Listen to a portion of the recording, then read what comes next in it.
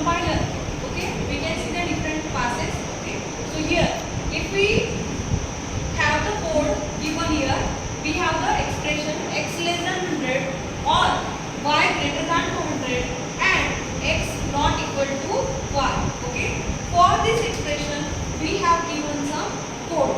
Okay, in this code there are some blank spaces. Here you can see the lines given here blank. Okay, now we have filled up the addresses here. Okay, so in the first pass it may happen that there are two blank spaces where address is not given, like this. Here it is nothing given and there is a blank space and you need to fill the address. Okay, so in the first pass we have not given addresses where to go. Okay, after executing some instruction. So in the second pass we are considering that labels or addresses here at the blank spaces that we call as a backpatching.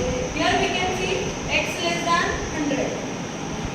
If this is correct, if x is less than 100, then at which instruction you should go? It is true. Okay, so here we are writing 106.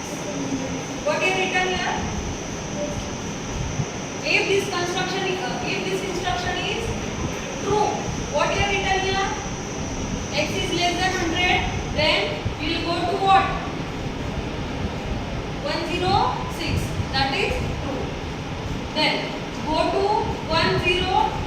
If this is true, then you can execute this. So we have written here address of next instruction 102.